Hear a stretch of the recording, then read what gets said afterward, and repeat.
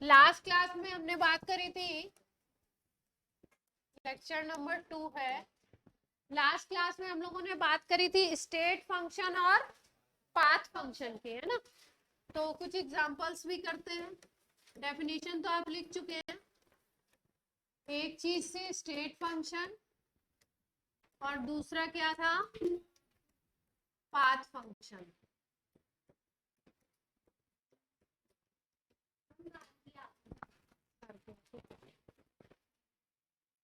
State function की अगर आप बात करो तो स्टेट फंक्शन में क्या बताया था आपको कि कोई भी वो वेरिएबल जो स्टेट नहीं बताए, जो स्टेट चेंज के साथ उसकी वैल्यू वेरी करे। अगर आपने स्टेट जो इनिशियल और फाइनल स्टेट के ऊपर डिपेंड करे, पाथ के ऊपर डिपेंड नहीं करे, है ना। तो किसके ऊपर डिपेंड करेगा ये, इसकी जो वैल्यू होगी, value depends on initial and final state. और डेफिनेशन लिखवा दी थी ना। और ये किसके ऊपर डिपेंड करेगा, इसकी value, value depends on path.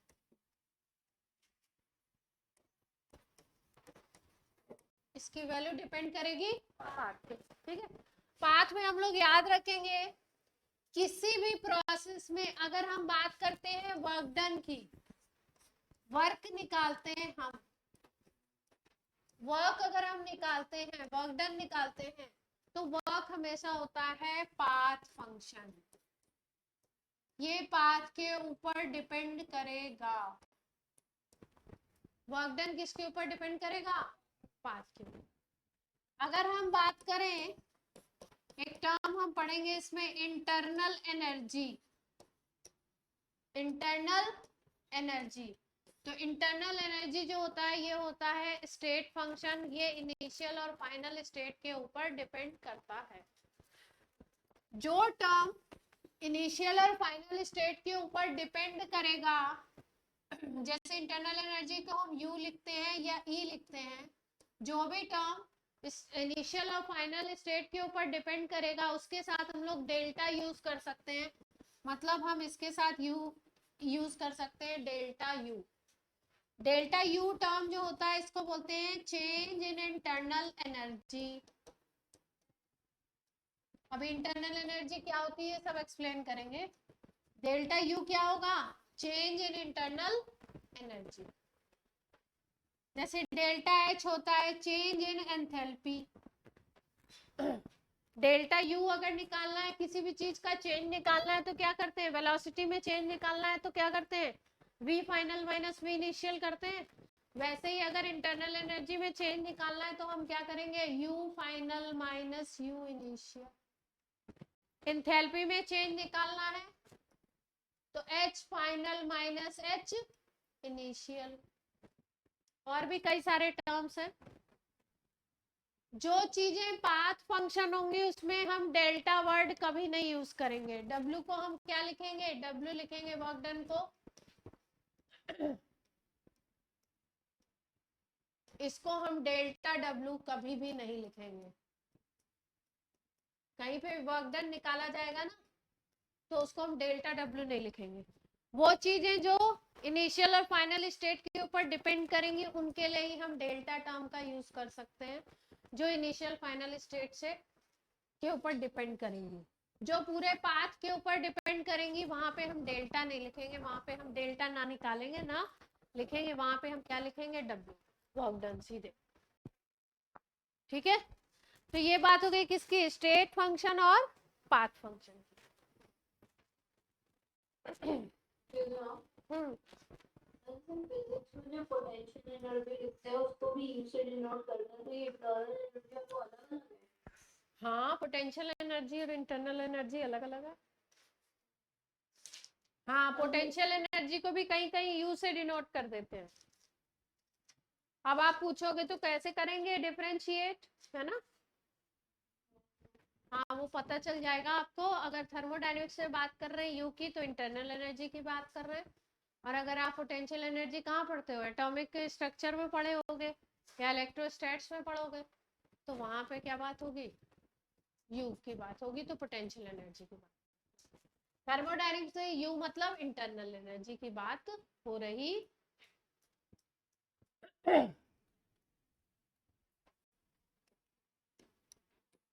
अब लिखिए थर्मोडायनेमिक प्रोसेस, लिखवाया थर्मोडायनेमिक प्रोसेस क्या होता है, कुछ खास बात नहीं है लेकिन जानना चाहिए। थर्मोडायनेमिक प्रोसेस डेफिनेशन का नंबर जो भी हो वो डाल लेना। कौन सा पिछली वाली स्लाइड चाहिए थोड़ी। थोड़ी क्या होती है, पूरी लो। थोड़ी क्या होती है, नंबर बताओ इसका, डेफिनेशन नंबर बताओ, नंबर डाल दो। पता ही नहीं चल रहा है। हाँ मैं नहीं लिख, जाने दो मैं नहीं लिख रही। कोई थर्ड बोल रहा है, कोई फोर्थ बोल रहा है, बस इतना ही पढ़ पाए थे हम, इतने सिस्टम हो गए थे। हो गया सोहम, सोहम बोल तो दो, हो गया। थर्मोडायनेमिक प्रोसेस लिख लो। जैसे मान लो कोई सिस्टम है, वो एक स्टेट, ये इसकी स्टेट 1 है, इससे ये जाता है स्टेट नंबर 2 में, ये पहली स्टेट है और ये स्टेट नंबर 2, इसको हमने लिखा स्टेट नंबर 1, इसको लिखा स्टेट नंबर 2। ये कोई सिस्टम है 1 से कहां पे जाता है 2। तो अगर कोई सिस्टम किसी एक स्टेट से दूसरे स्टेट में जाता है तो उस पूरे प्रोसीजर को बोलते हैं प्रोसेस। ये 1, इसका 1 से 2 में जाना क्या बोला जाएगा, ये पूरा एक प्रोसेस। तो लिख लीजिए when a system goes into another state, या लिख लो from one state to another state,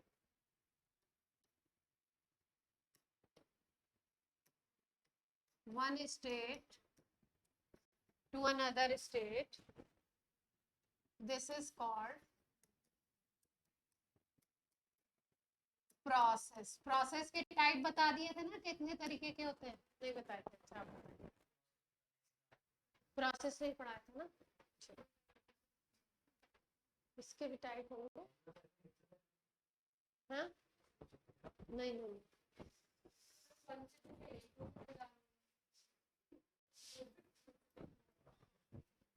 हाँ हाँ बताते हैं।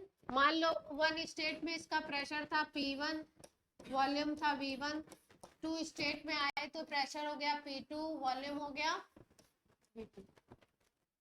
ये जैसे प्रेशर वॉल्यूम चेंज हो रहा है ना पूरे थर्मोडायनेमिक प्रोसेस में, जिस चीज की भी वैल्यूज चेंज होती हैं उनको हम बोलते हैं थर्मोडायनेमिक वेरिएबल। जैसे प्रेशर और वॉल्यूम क्या हो गए, थर्मोडायनेमिक वेरिएबल हो गए। टेम्परेचर अगर कहीं चेंज हो रहा है तो टेम्परेचर उसमें थर्मोडायनेमिक वेरिएबल हो गया। इंटरनल एनर्जी चेंज हो रही है तो इंटरनल एनर्जी क्या हो गई, थर्मोडायनेमिक वेरिएबल। वो वैल्यूज, वो क्वांटिटीज जो थर्मोडायनेमिक प्रोसेस में चेंज होंगी उनको हम बोलते हैं थर्मोडायनेमिक वेरिएबल्स। वर्ड ही है वेरिएबल, मतलब जो चेंज, ठीक है। तो यहाँ पे दिख रहा है प्रेशर वॉल्यूम चेंज हो रहा है, तो प्रेशर वॉल्यूम यहाँ पे क्या है, थर्मोडायनेमिक वेरिएबल। अब हेडिंग डाल लीजिए टाइप्स ऑफ प्रोसेस। प्रोसेस हमको यहाँ पे कितने तरीके के देखने को मिले,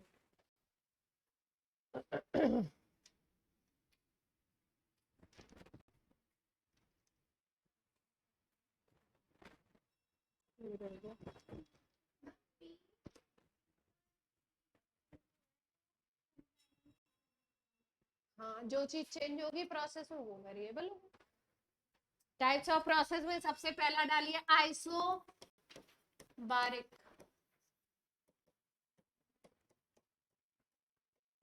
बार का मतलब समझते हैं, बार किसकी यूनिट होती है, प्रेशर की। आइसो का मतलब सेम, आइसो वर्ड का मतलब क्या होता है, सेम। और बार किसकी यूनिट होती है, किसको डिनोट करती है, प्रेशर। तो कोई भी वो प्रोसेस जिसमें प्रेशर सेम रहेगा, प्रेशर कांस्टेंट रहेगा, उसको हम क्या बोलेंगे, आइसोबैरिक प्रोसेस। तो प्रोसेस during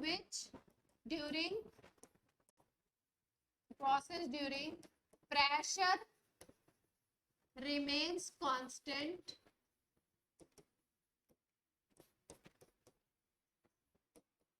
प्रेशर क्या है, कांस्टेंट रहेगा, उसको हम क्या बोलेंगे, आइसोबारिक। तो कैसे, हाँ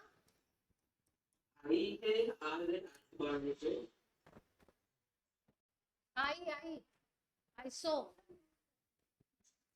Sorry, NER.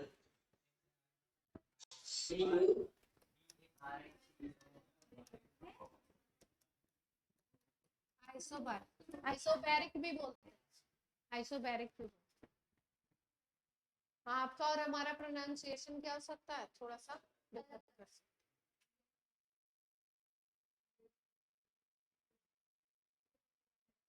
हमारे और आपके वो अलग है ना, स्कूल अलग है, हमारे आपकी इंग्लिश थोड़ी अलग हो जाती है, तो इसलिए हाँ। आइसोबैरिक प्रोसेस समझ गए, प्रेशर कांस्टेंट रहेगा,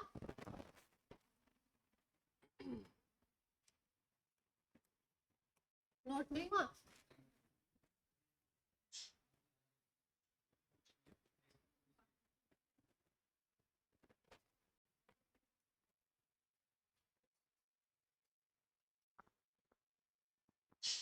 जैसे ये म्यूट करो सोहम।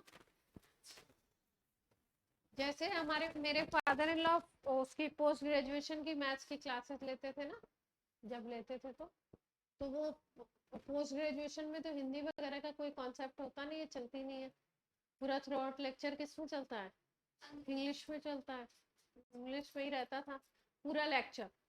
लेकिन उसमें भी क्या होगा, इंग्लिश में भी थोड़ा सा भोजपुरी का टच, जो जो इंग्लिश की जो लचक होगी ना वो चेंज हो जाएगी, एक्सेंट बिल्कुल चेंज होगा, तो ऐसा आ जाएगा। नहीं, आइसोकोरिक,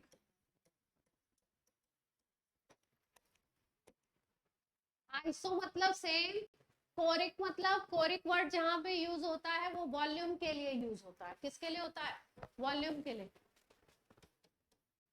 तो इस प्रोसेस में क्या कांस्टेंट रहेगा, वॉल्यूम कांस्टेंट होगा। ड्यूरिंग दिस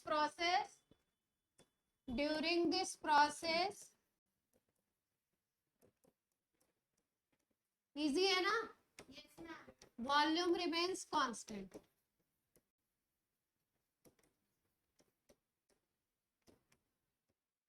आइसोकोरिक हो गया।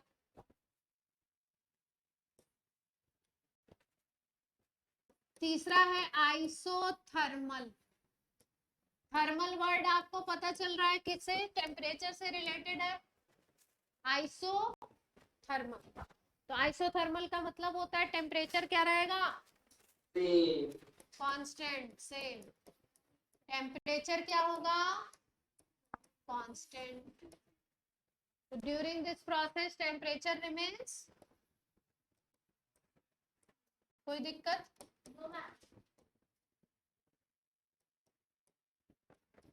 अब चैप्टर क्योंकि इन सब चीजों पे चलेगा, इनकी बेसिस पे, तो इसलिए क्या करना है आपको, पहले इन छोटी छोटी चीजों को जान लेना है। क्या बोला आपने, किसी ने कुछ नहीं। पहला पढ़ा आइसोबारिक, प्रेशर कांस्टेंट, दूसरा पढ़ा आइसोकोरिक, वॉल्यूम कांस्टेंट, तीसरा पढ़ा आइसोथर्मल, क्या कांस्टेंट है, temperature.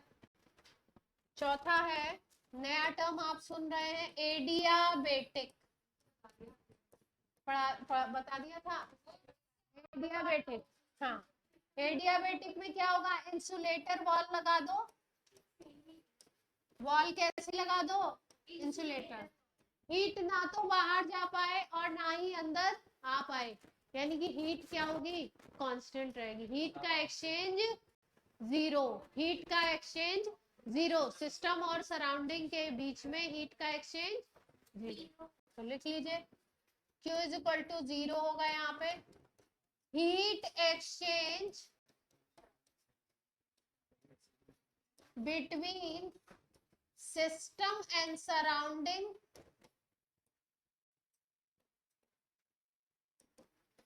is zero. Heat exchange between system and surrounding is zero. ना सिस्टम से सराउंडिंग में जाएगी हीट, ना सराउंडिंग से सिस्टम में आएगी। हाँ लिखना है ना, किसके, प्रोसेस के, प्रोसेस हो गया। एक और है, वो है तो नहीं पर है, मतलब वो दूसरे तरीके से है, दूसरे तरीके से, मतलब मेन तो यही है, चारों।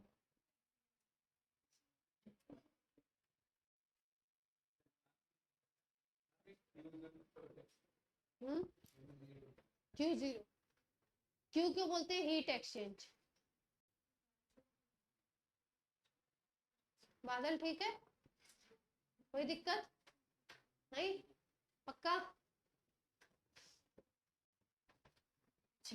एक और लिख लो छोटा सा, है नहीं इसमें पर है, साइक्लिक लिख लीजिए, cyclic process.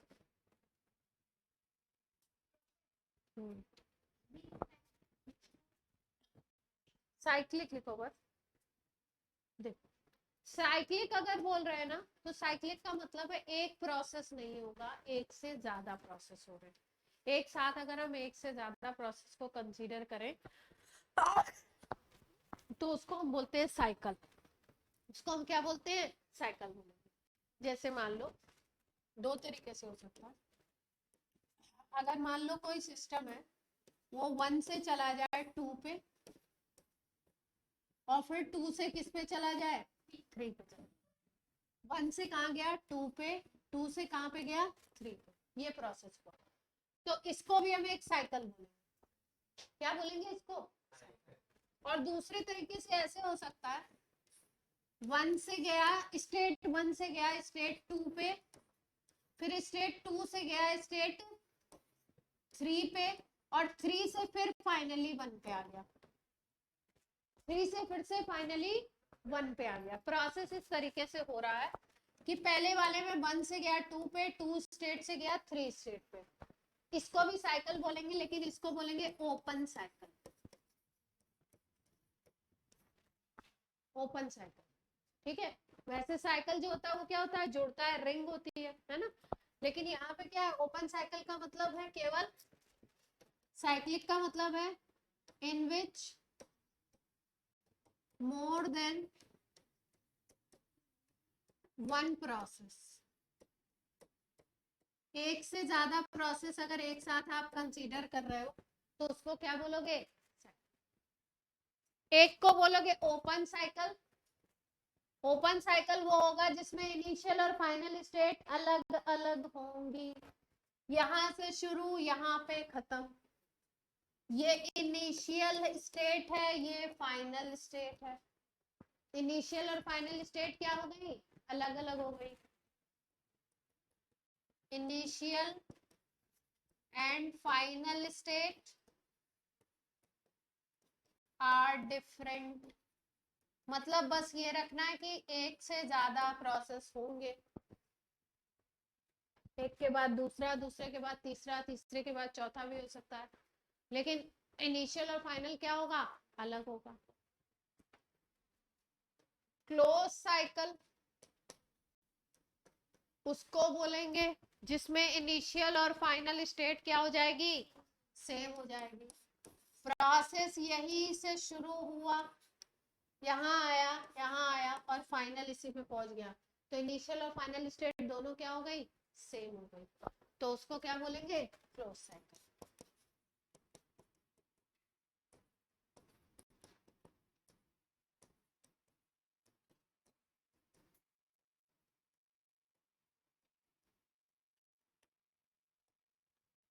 Initial and final state are same.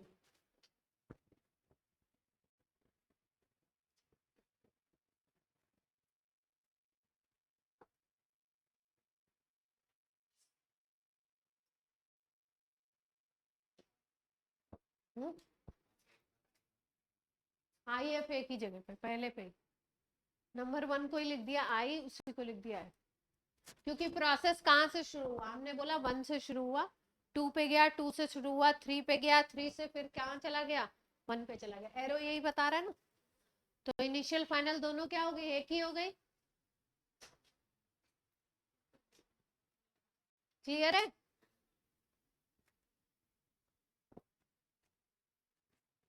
कोई दिक्कत हो तो बोलो।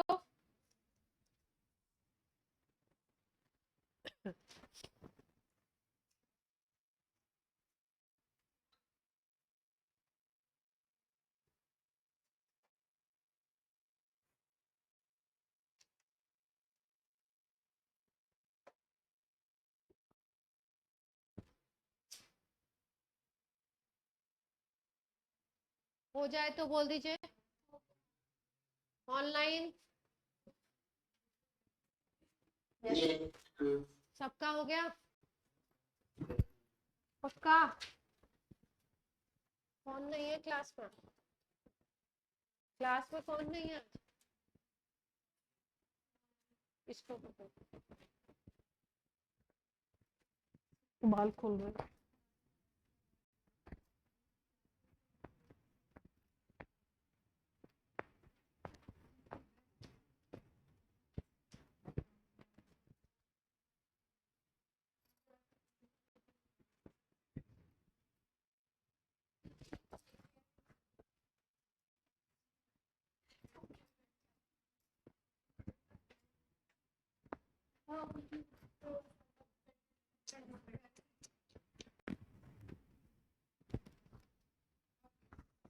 धन्यवाद।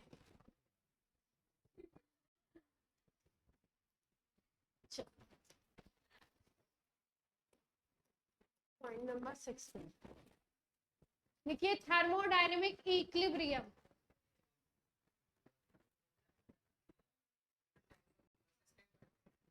प्रोसेस खत्म हो गई, अब दूसरी चीज शुरू हो गई, इक्विलिब्रियम की बात कर रहे हैं।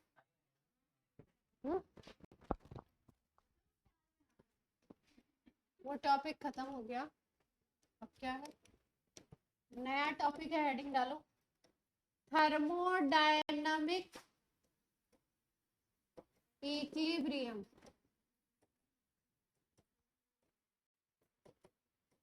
इक्विलिब्रियम बोलिए जरा सब लोग, सब बोल रहे थे। हाँ।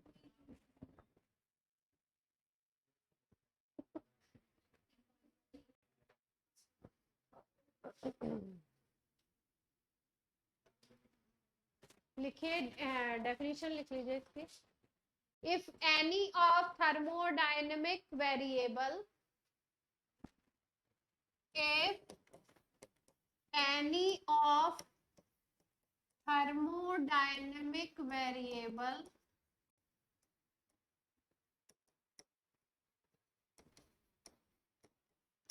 is constant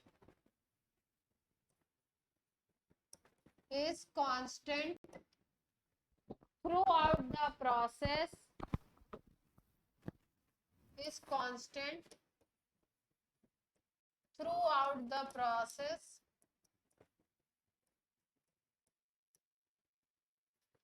then it is called thermodynamic equilibrium.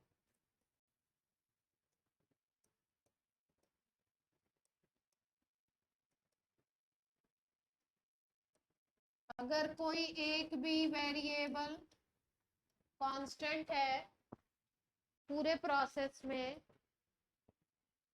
तो उसको क्या बोलेंगे हम लोग? उस स्टेट को थर्मोडायनेमिक इक्विलिब्रियम।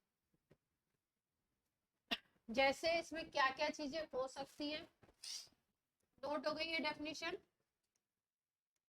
इसमें क्या क्या हो सकता है, सबसे पहला जो हम पढ़ते हैं या समझते हैं थर्मल इक्विलिब्रियम। सबसे पहला क्या है, थर्मल इक्विलिब्रियम। थर्मल इक्विलिब्रियम को समझ लो पहले। जैसे मान, हाँ बोलिए। पिछले वाली स्लाइड अभी आना है कि जल्दी नोट करो बच्चे।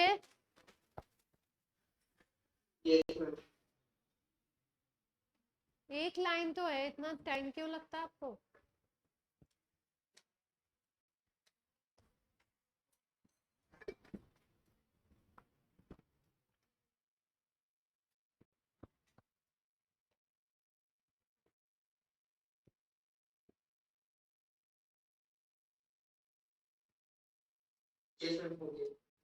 थर्मल इक्विलिब्रियम की बात कर लें।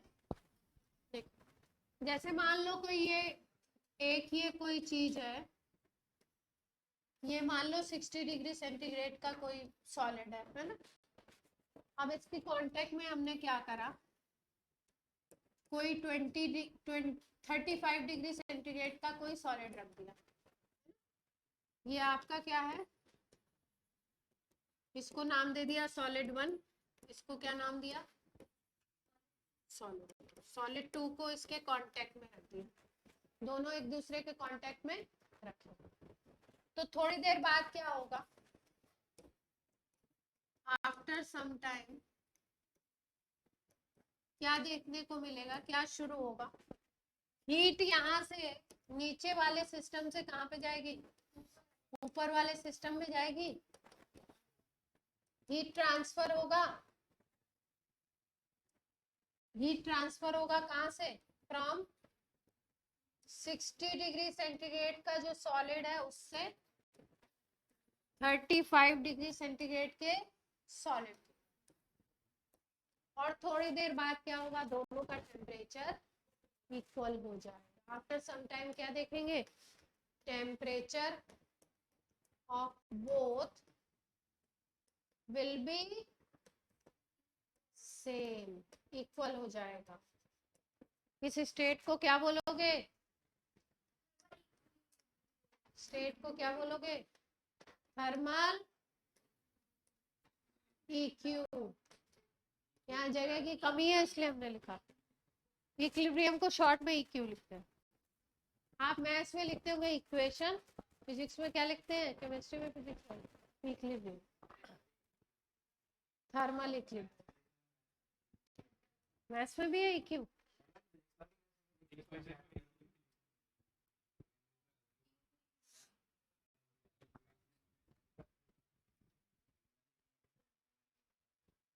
हाँ ऊपर एन लगाते हैं ना इक्वेशन में।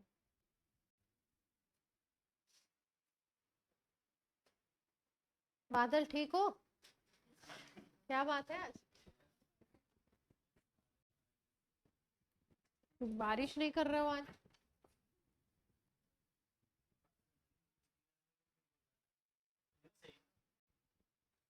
क्लास के बाद पूछते हैं, पंगा हुआ होगा। चलो थर्मल हो गया, जल्दी जल्दी करें।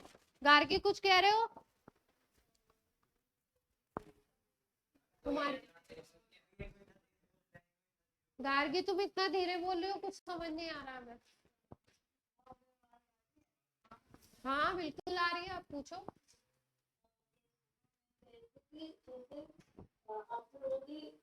कोई एक वेरिएबल तो कांस्टेंट रहेगा, हाँ हम यहाँ पे टेम्परेचर कांस्टेंट कहाँ, टेम्परेचर कांस्टेंट हो जाएगा ना थोड़ी देर बाद, आफ्टर सम टाइम मिलेगा थर्मल इक्विलिब्रियम, शुरू में नहीं।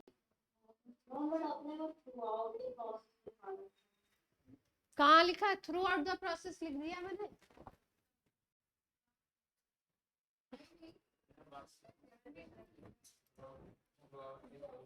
कहाँ लिखा है,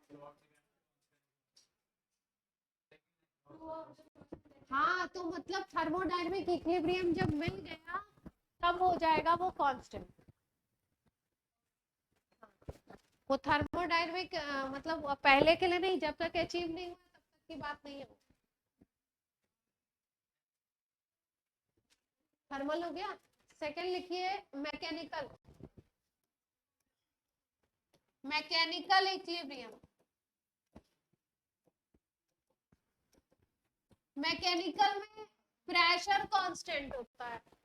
मैकेनिकल में क्या कांस्टेंट होगा? प्रेशर। सिस्टम और सराउंडिंग के बीच में क्या हो जाएगा? प्रेशर कांस्टेंट हो जाएगा। अभी टेम्परेचर कांस्टेंट हुआ था ना सिस्टम सराउंडिंग के बीच में। हाँ। थर्ड होता है इक्विलिब्रियम की कैटेगरी में, थर्ड होता है इसको बोलते हैं मटेरियल।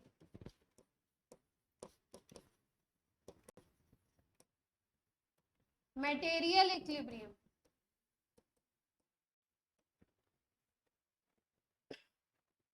मटेरियल में दो पार्ट आते हैं, एक को बोलते हैं फिजिकल इक्विलिब्रियम और दूसरे को बोलते हैं केमिकल इक्विलिब्रियम, जिसका चैप्टर है हमारे उसमें। हाँ, केमिकल और आयनिक इक्विलिब्रियम पढ़ेंगे ना, chapter number 7। Physical equilibrium and chemical equilibrium.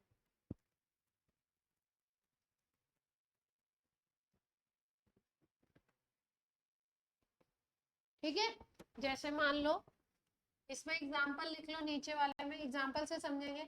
X मान लो कोई सॉलिड है, ठीक है, ये कन्वर्ट हो रहा है मान लो एक्स लिक्विड में। एक्स सॉलिड कन्वर्ट हो रहा है किसमें? एक्स लिक्विड में।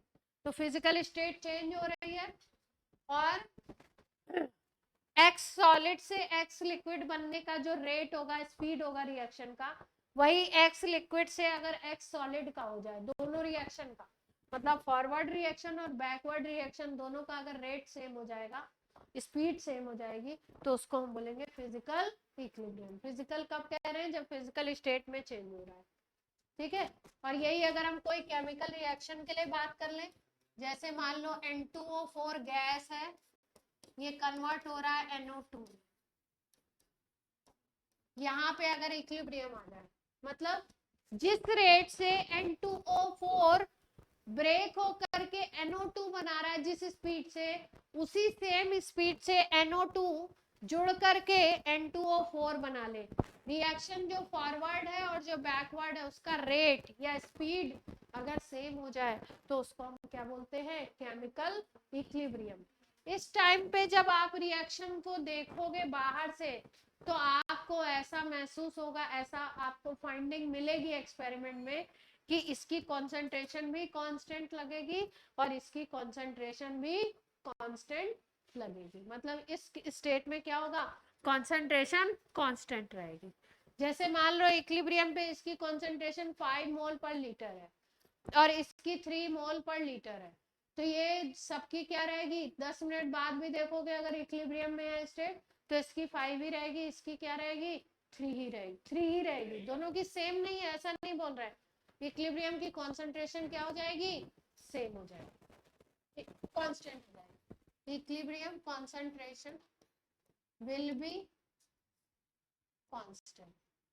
अब इसको ज्यादा इलेबोरेट नहीं कर रहे हैं इसको, क्योंकि इसको तो हमें डिटेल में पढ़ना ही है सेकंड वाले पार्ट में। अभी आपको एक मोटा मोटा बता दिया,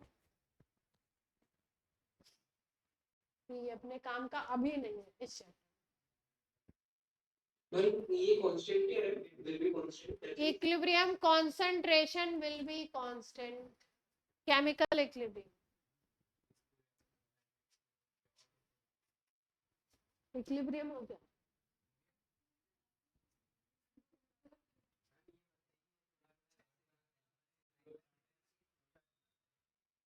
कौन? अच्छा,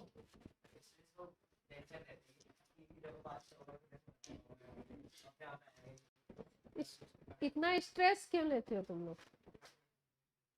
जिंदगी में स्ट्रेस का काम नहीं है। किसका काम है? दिमाग को फ्री करके काम करना। अभी सुबह ऊपर 12th वाले बच्चे बैठे थे, ये भी नहीं तैयार है, वो भी नहीं तैयार है। मैंने कहा ये सोचो कि ये भी नहीं आ रहा, ये भी नहीं आ रहा, तो फिर तो कर चुके। एक किनारे से पकड़ो और पहले इम्पोर्टेंट चैप्टर्स को पढ़ना शुरू करो। इक्विलिब्रियम कितनी देर से चल रहा है? लास्ट में पूछा जब खत्म हो गया EQ क्या हो गया? नोट हो गया?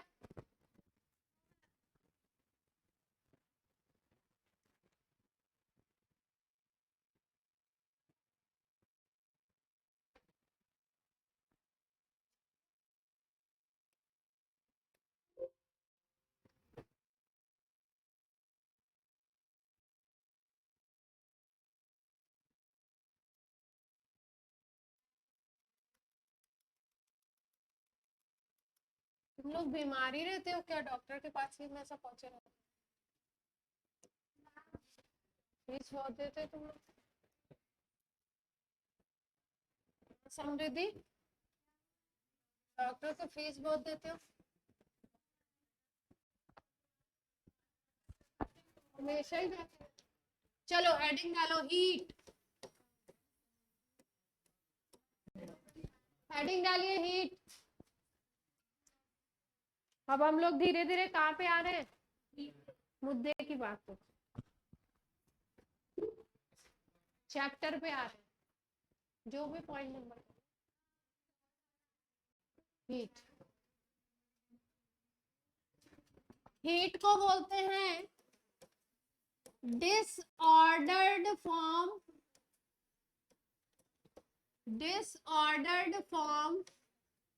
Of energy. Disordered form of energy.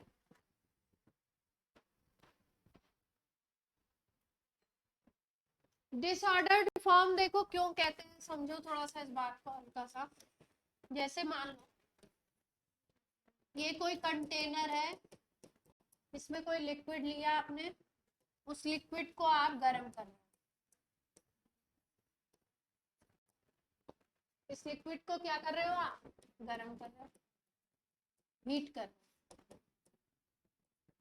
ठीक, तो जब आपने हीटिंग स्टार्ट की तो ऑब्वियस ही बात है जो नीचे के मॉलिक्यूल होंगे उनको ज्यादा एनर्जी मिलेगी। जो नीचे के मॉलिक्यूल, जब हीटिंग जस्ट स्टार्ट करोगे नीचे के मॉलिक्यूल को ज्यादा एनर्जी मिलेगी, कांटेक्ट में है वो। और ऊपर वालों को क्या मिलेगी? कम एनर्जी मिलेगी। शुरू में इनको हीट सप्लाइड क्या होगी, या एनर्जी सप्लाइड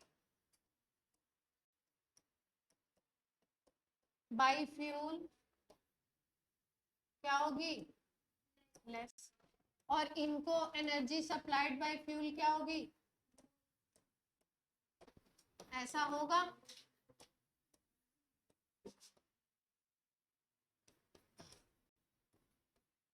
इसी वजह से इसको क्या बोलते हैं? डिसऑर्डर्ड फॉर्म बोलते हैं। जब ये सप्लाई होती है, हीट जब सप्लाई होती है, तो जिस जहां से शुरुआत होती है, जो सोर्स होता है, सोर्स के पास वाले जो मॉलिक्यूल होते हैं वो क्या होंगे? उनको ज्यादा हीट मिल जाती है। और जो उसके आगे वाले मॉलिक्यूल होंगे उनको हीट क्या होती है? कम मिलती है। इसका मतलब पूरा ऐसा नहीं है कि यूनिफॉर्मली डिस्ट्रीब्यूट हो जाएगी heat.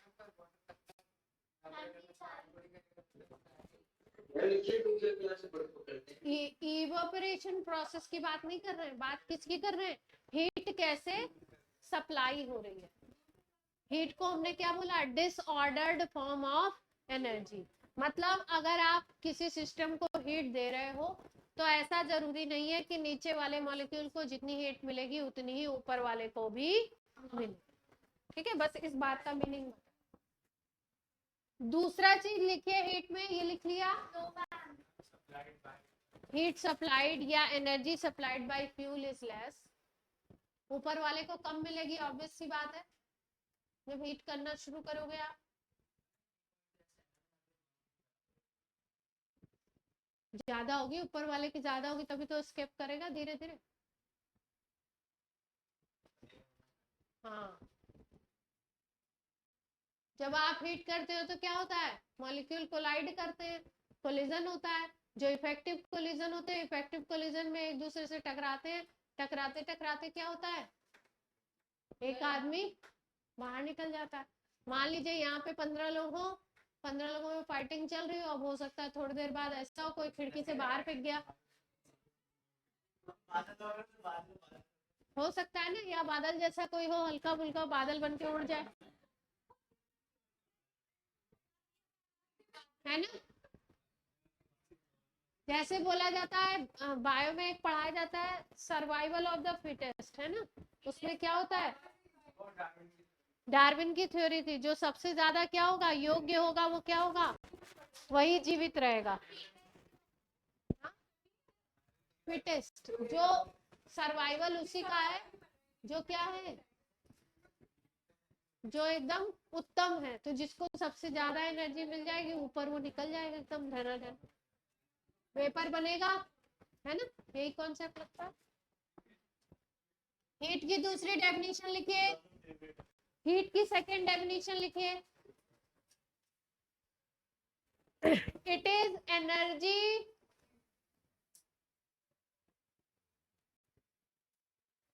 Energy transfer due to temperature difference. Heat क्या है, एनर्जी ट्रांसफर्ड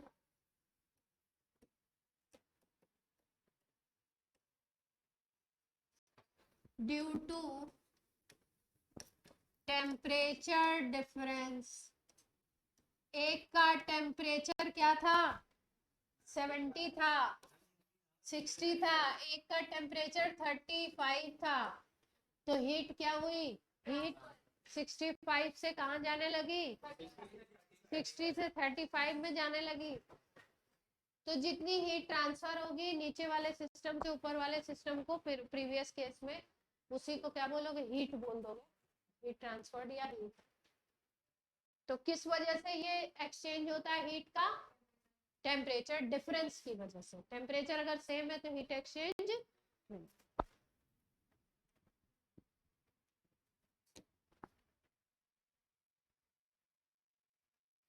तो हीट का फ्लो तो समझ आता है ना। अब हीट के लिए आईयूपीएसी का कन्वेंशन लिख लीजिए, आईयूपीएसी ने क्या बोला है,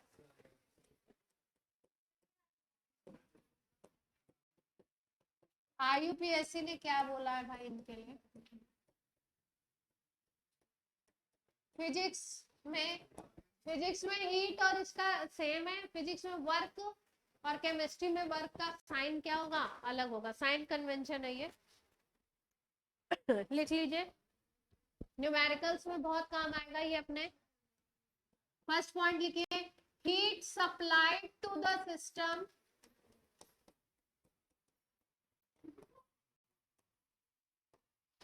अगर हमने बोला कि सिस्टम को हमने 50 जूल हीट सप्लाई की, तो हीट को लिखते हैं Q से, Q इज इक्वल टू लिखेंगे प्लस 50 जूल।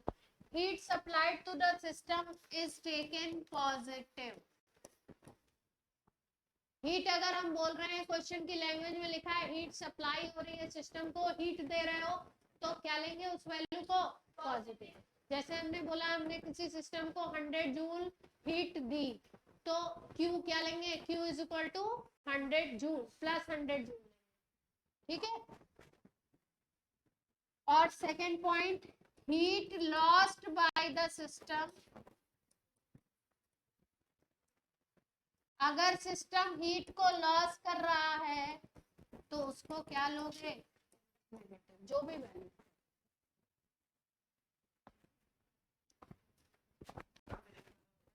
नहीं, फिजिक्स में हीट सेम है, वर्क अलग, वर्क अलग, वहां में थोड़ा सा पॉइंट ऑफ रेफरेंस अलग है,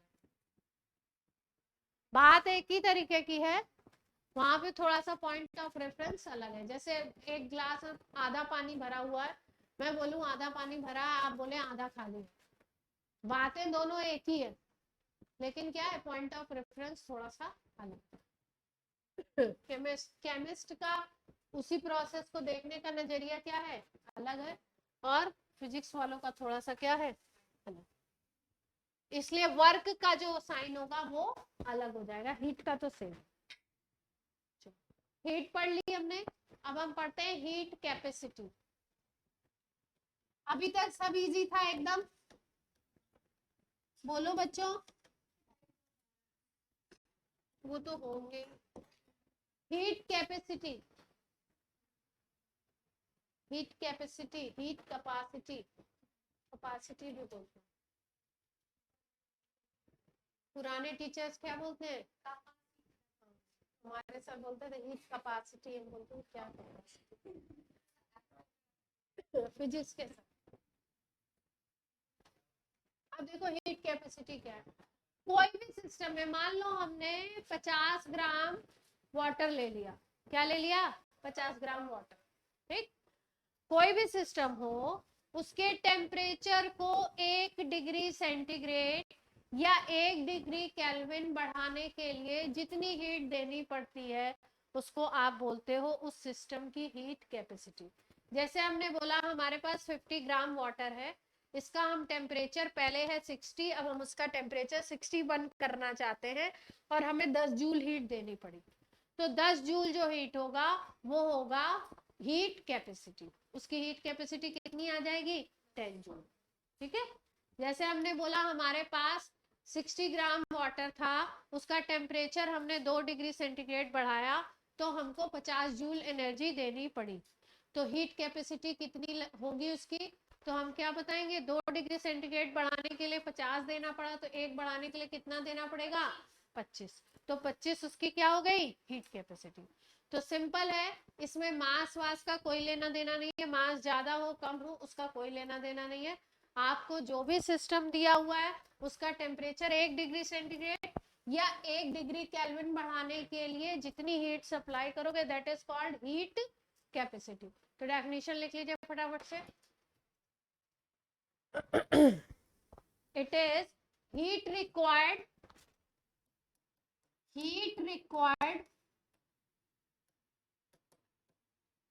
to raise temperature of the system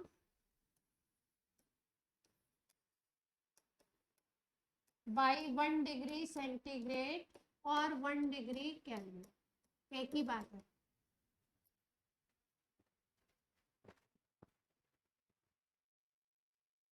आप बोलेंगे एक ही बात कैसे, जैसे हमने बोला 60 डिग्री सेंटीग्रेड से टेम्परेचर कर दिया 61 डिग्री सेंटीग्रेड, तो टेम्परेचर डिफरेंस कितना आया, 61 माइनस 60 कितना आ गया, 1 आई वैल्यू।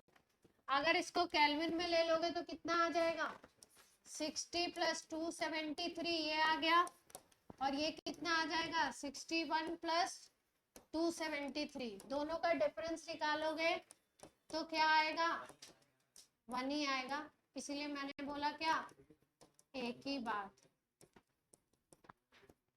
ये 1 डिग्री सेंटीग्रेड होगा, ये 1 डिग्री केल्विन, है ना। टेम्परेचर डिफरेंस की बात करते हैं तो एक ही, 1 डिग्री सेंटीग्रेड टेम्परेचर बढ़ाने के लिए, 1 डिग्री सेंटीग्रेड टेम्परेचर बढ़ाने के लिए जितनी हीट सप्लाई करोगे, that is called heat capacity of the system, denoted by C. Sign क्या है, सी से डिनोट करते हैं, कैपिटल सी।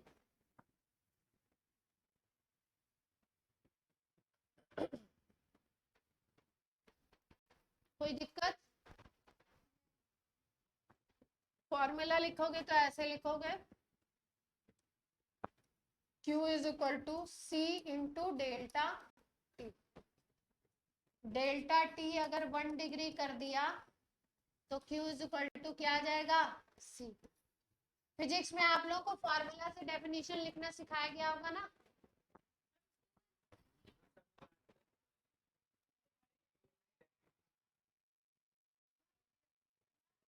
डेफिनेशन इससे लिख सकते हैं ना, Q formula Q is equal to C into delta T. अगर टेम्परेचर 1 डिग्री सेंटीग्रेड बढ़ाते हो तो जितनी हीट सप्लाई करोगे उसको बोलोगे हीट कैपेसिटी। एक ही बात हो गई, हीट कैपेसिटी।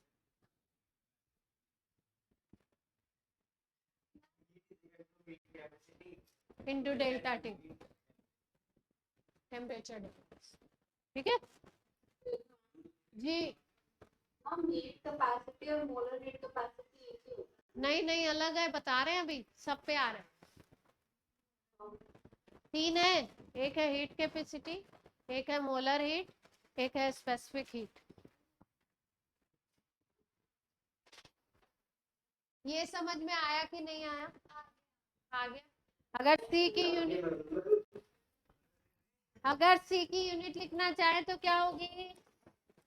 सी की यूनिट बोल दो। हीट को लेंगे जूल में, टेम्परेचर को केल्विन में ले लो, डिग्री सेंटीग्रेड में भी ले सकते हो। जूल पर केल्विन हो जाएगी, कोई दिक्कत नहीं है ना? नहीं, यूनिट क्या होगी इसकी हीट कैपेसिटी की? Q बाई डेल्टा टी, तो जूल बाई केल्विन हो जाएगी। या जूल पर अगर डिग्री सेंटीग्रेड में दे दिया, एक ही बात है। ज्यादातर किस में लेते हैं? केल्विन में लेते हैं गैस। बोलो भैया, कोई दिक्कत?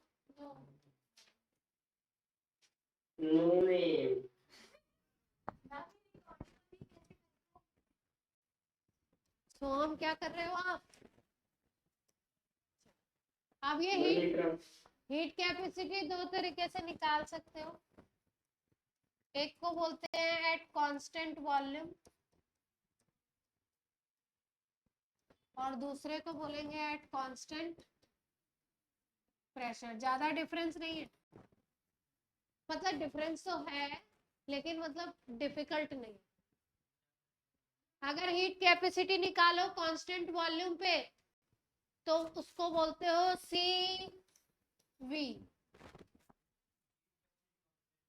हाँ, अगर सिस्टम का वॉल्यूम क्या कर दो? कांस्टेंट कर दो, उसका टेम्परेचर 1 डिग्री सेंटीग्रेड बढ़ाओ, जितनी हीट सप्लाई करोगे उसको क्या बोलोगे? C V. Heat capacity at constant volume is called C V. और अगर कांस्टेंट प्रेशर पे निकालोगे इसको तो क्या बोलोगे उसको? सी के नीचे लिखेंगे V तो कांस्टेंट वॉल्यूम पे चेक कर रहे हैं, सी के नीचे लिखेंगे P तो कांस्टेंट प्रेशर। छोटे छोटे से टर्म है, याद करेंगे धीरे धीरे, फिजिक्स में भी काम आ जाएंगे, केमिस्ट्री में। कोई दिक्कत वाली? फिजिक्स में शायद इन पे तो सवाल भी आते हैं, ये केमिस्ट्री में तो कम है।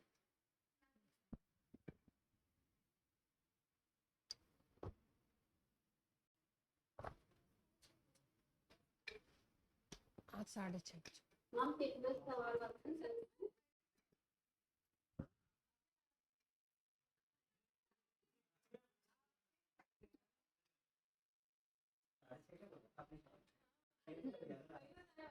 गार्गी क्या कह रहे हो? हाँ, तो कह रहे थे थिकनेस सवाल आते हैं।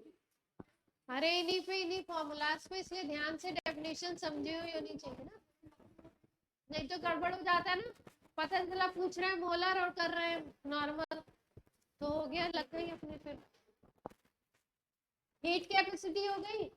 अब हीट कैपेसिटी के साथ सुन लो, ध्यान से सुन लो, फिर डेफिनेशन तो लिखवा देंगे। तो टेम्परेचर किसी सिस्टम का बढ़ाना चाहते हो 1 डिग्री सेंटीग्रेड, जितनी हीट दोगे उसको बोलोगे हीट कैपेसिटी। ठीक है, जितनी भी हीट दोगे वो हीट कैपेसिटी हो जाएगी। इसका मतलब मान लीजिए आयरन की एक आपने नेल ले ली, आयरन की एक कील ले ली, और आयरन का एक बड़ा सा शिप ले लिया, जहाज ले लिया, तो दोनों की हीट कैपेसिटी अलग आएगी भाई। ऑब्वियसली उस कील को गर्म करने में कम हीट लगेगी 1 डिग्री सेंटीग्रेड टेम्परेचर बढ़ाने में, और उस शिप का पूरा टेम्परेचर 1 डिग्री सेंटीग्रेड बढ़ाओगे तो ज्यादा हीट लगेगी, है ना? तो हीट कैपेसिटी अलग अलग हो जाएगी। अब दूसरा टर्म है मोलर हीट कैपेसिटी। मोलर का क्या मतलब है? कि आपने सिस्टम को फिक्स कर दिया, सिस्टम कितना है 1 मोल। सिस्टम मतलब जो सब्सटेंस लो गया, मान लीजिए आपने वाटर लिया, तो आप बोलो कि वाटर का कितना ले लिया हमने 1 मोल, उसका टेम्परेचर 1 डिग्री सेंटीग्रेड बढ़ाएंगे तो जितनी हीट देंगे उसको क्या बोलेंगे हम लोग, मोलर हीट कैपेसिटी। उसको क्या बोलेंगे, मोलर हीट कैपेसिटी। अब एक था हीट कैपेसिटी जिसमें केवल कंडीशन थी टेम्परेचर बढ़ाना है 1 डिग्री सेंटीग्रेड। मोलर आ गया, मोलर में क्या किया, सब्सटेंस का 1 मोल लिया, उसका टेम्परेचर बढ़ाया 1 डिग्री सेंटीग्रेड, जितनी हीट दी उसको बोला मोलर हीट कैपेसिटी। फिर तीसरा टर्म आएगा specific heat capacity. Specific heat capacity में मोल की 1 मोल नहीं लेते हैं, या तो 1 ग्राम लेंगे, ज्यादातर केसेस में, ज्यादातर बुक्स में 1 ग्राम यूज करते हैं। 1 ग्राम सब्सटेंस ले लिया, उसका टेम्परेचर 1 डिग्री सेंटीग्रेड बढ़ाया, जितनी हीट सप्लाई करनी पड़ी उसको क्या बोला हमने, स्पेसिफिक हीट कैपेसिटी। या कोई कोई बुक्स 1 kg भी लेती है, 1 kg सब्सटेंस लिया और उसका टेम्परेचर कितना बढ़ाया, 1 डिग्री सेंटीग्रेड बढ़ाया, उसको बोल दिया स्पेसिफिक हीट कैपेसिटी। ठीक है, अभी आपको सिखा देंगे कि कैसे आप पहचानोगे कि ग्राम वाली चीज ली गई है या केजी वाली चीज क्वेश्चन में ली गई है, कैसे आप पहचानोगे। जैसे अगर उन्होंने बोला हीट कैपेसिटी और यूनिट दी है जूल पर केल्विन, तो कौन सी की बात कर रहे हैं, सिंपल की बात कर रहे हैं जो हीट कैपेसिटी की। दूसरा टर्म लिख लीजिए molar heat capacity. Molar heat capacity, molar में भी टेम्परेचर कितना बढ़ाना है, 1 डिग्री सेंटीग्रेड ही बढ़ाना है, लेकिन सब्सटेंस कितना ले लिया, 1 मोल। 1 मोल लिख लीजिए। व्हेन हीट सप्लाइड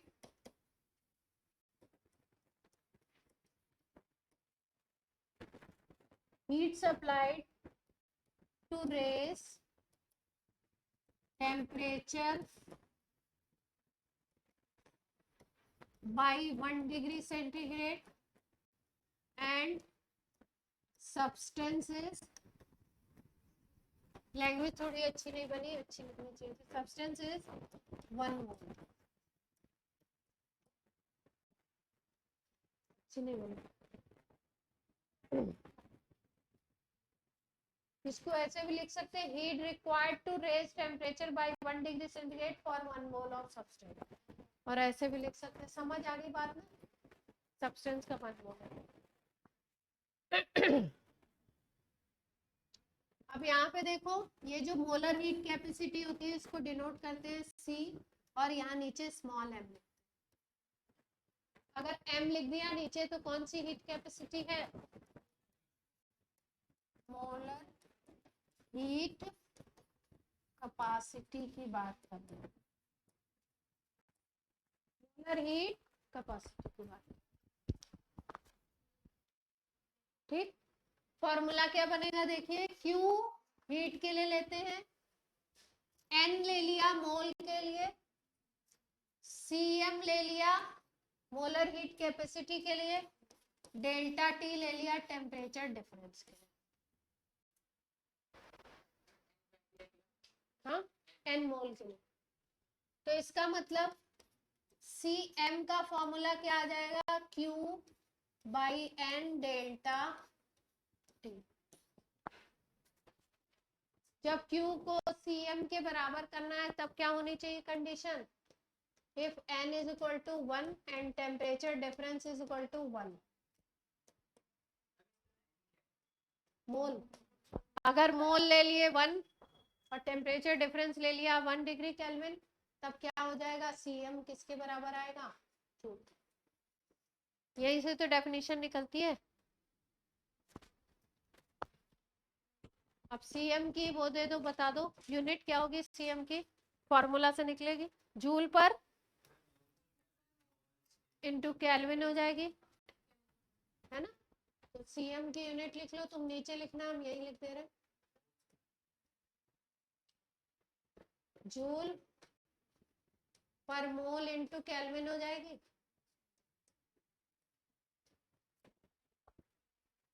आप के नहीं लिखना, अगर आप शॉर्ट में समझ नहीं पाते हो तो आप के मत लिखना, समझ लेते हो तो लिख।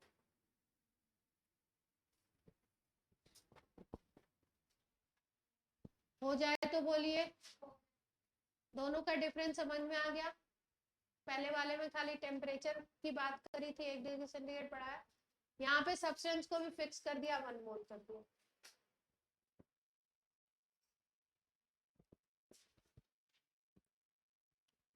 ये जो छोटी वाली सीएम है, ये भी क्या हो सकती है? 2 तरीके की।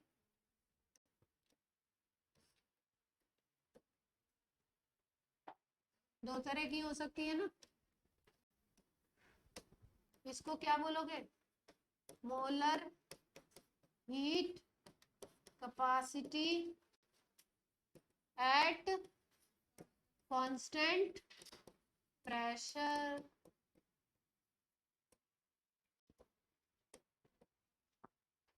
अभी इसके इन दोनों में रिलेशन भी निकालेंगे, हम नहीं निकालेंगे, मतलब केमिस्ट्री में डेरिवेशन आता नहीं है तो हम सीधे रिलेशन आपको बता देंगे। फिजिक्स में उसका डेरिवेशन आता है, पूछा जाता है, तो वो फिजिक्स में आपके सर सिखाएंगे। मतलब हमारे में नहीं आता तो हम क्यों बताएंगे, हम तो फॉर्मूला बताएंगे।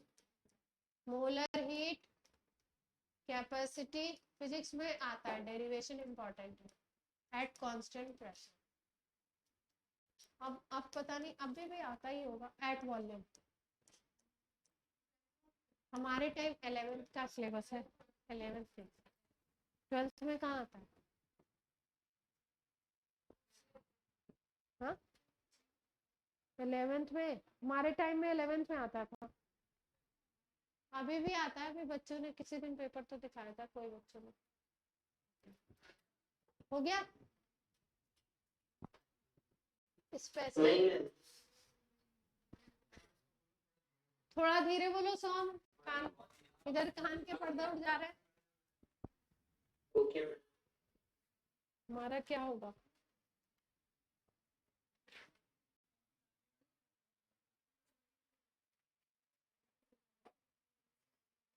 चैप्टर अच्छा लग रहा है या बोरिंग? अभी कोई इंटरेस्ट नहीं आ रहा। डेफिनेशन टफ है।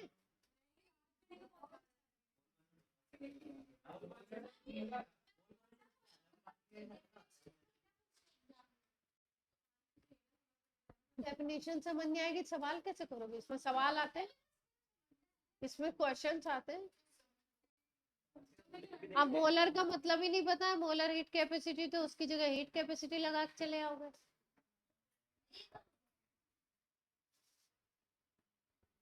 प्रोसेस तो करना ही पड़ता है ना।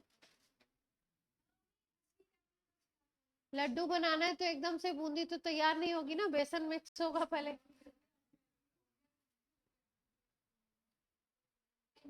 नहीं, मार्केट से लाए कच्चे बेसन की बूंदी बना दी, खा लिया फिर।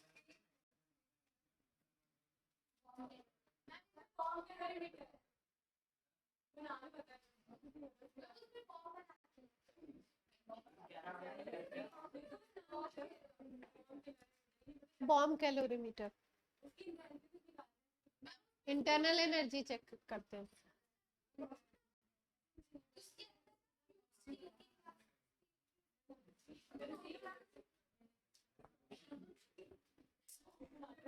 फिजिक्स में इसमें पढ़ोगे Carnot engine, Carnot engine, Carnot engine,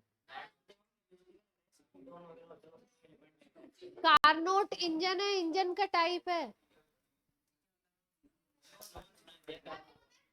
chemistry में केवल फॉर्मूला बताएंगे, फिजिक्स में सवाल भी आता है, इंजन की एफिशिएंसी ये वो।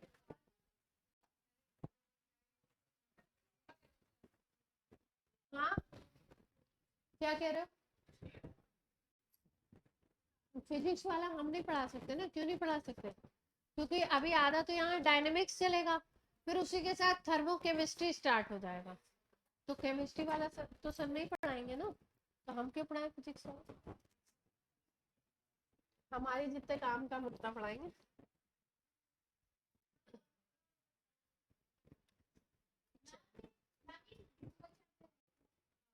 नहीं नहीं,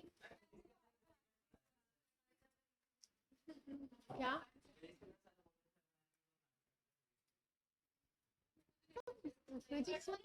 फिजिक्स में क्वेश्चन बनते हैं भैया अच्छे लेवल के। अभी क्वेश्चन कराएंगे तो आपको समझ आएगा। मैं 2-4 क्वेश्चन करवा दूंगी, ये केमिस्ट्री का, ये फिजिक्स है, फिजिक्स वाले में प्रोसेस में घुमा देंगे आप। इसमें सीधा सीधा आता, ज्यादा डिफिकल्ट नहीं। केमिस्ट्री का इजी है, ज्यादा डिफिकल्ट नहीं है, डरने की कोई बात नहीं है। कंटिन्यूअस पढ़ते रहेंगे, पूरा चैप्टर ग्रिप में आ जाएगा, बीच में छोड़ देंगे। जय श्री राम, है ना। तो क्या बता दिया आपको, मोलर हीट कैपेसिटी हो गई। अच्छा, मोलर हीट कैपेसिटी जो होती है इसको हम लोग बोलते हैं इंटेंसिव प्रॉपर्टी।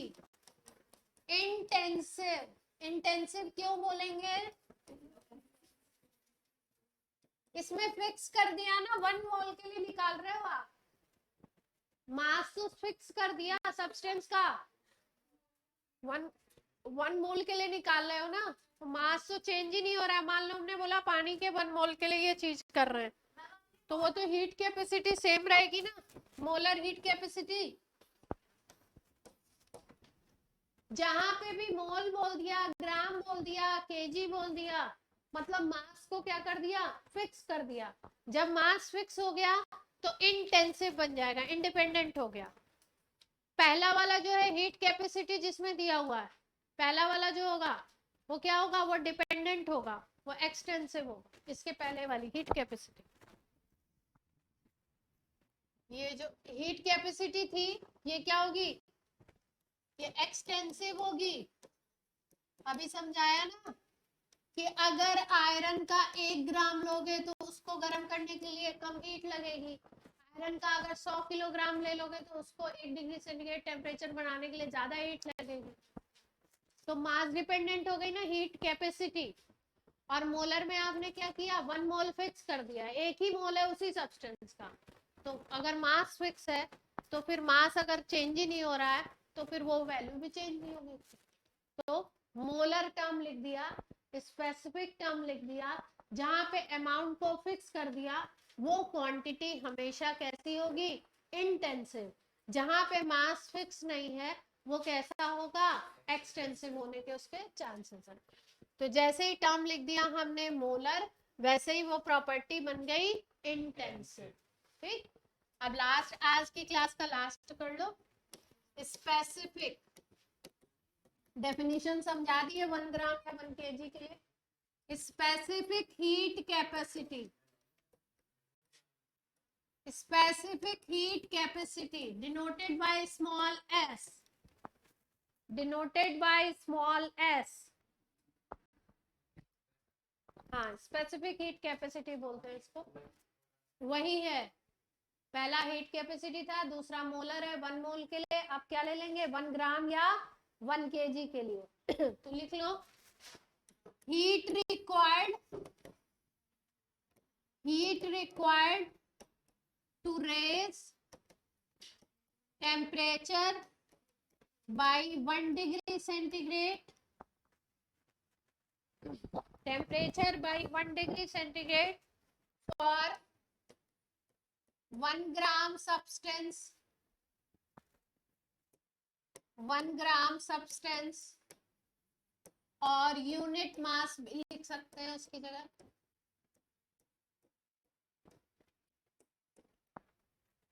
एक ग्राम सब्सटेंस का टेम्परेचर 1 डिग्री सेंटीग्रेड बढ़ाने के लिए जितनी हीट चाहिए उसको क्या बोलोगे, specific heat capacity, small S से डिनोट करेंगे। ठीक है, फॉर्मूला क्या आ जाएगा, वहां पे एन आया था मोल के लिए, यहाँ पे मास के लिए एम आ जाएगा, एस आ जाएगा, स्मॉल एस और delta T.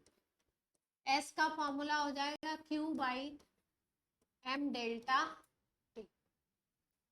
S specific heat capacity है। एस के लिए अगर निकालना है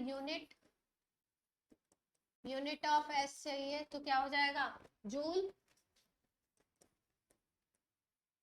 पर ग्राम इंटू केल्विन।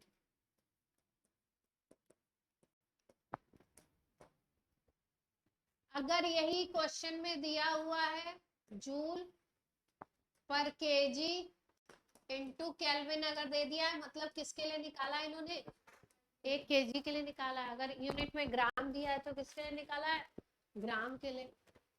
अगर नीचे मोल दिया है तो कौन सी कैपेसिटी दी हुई है, मोलर। अगर ग्राम मोल कुछ नहीं दिया है तो कौन सी दी हुई है, सिंपल वाली। क्वेश्चन में पहचानना पड़ेगा ना। ले सकते हैं, इन जनरली केल्विन में मिलेगा आपको, लेकिन क्योंकि टेम्परेचर डिफरेंस है तो वैल्यू सेम होती है, दोनों में से कोई भी यूज कर सकते हैं। ठीक है, प्रॉपर्टी इंटेंसिव होगी, प्रॉपर्टी इंटेंसिव होगी या एक्सटेंसिव, ये वाली बता दो तुम्हें। इंडिपेंडेंट होगी क्योंकि 1 ग्राम फिक्स कर दिया, तो एस क्या है, स्मॉल। इंटेंसिव प्रॉपर्टी क्लियर है, बोले बच्चों। Yes, ma'am. आओ तुम कल क्लास में।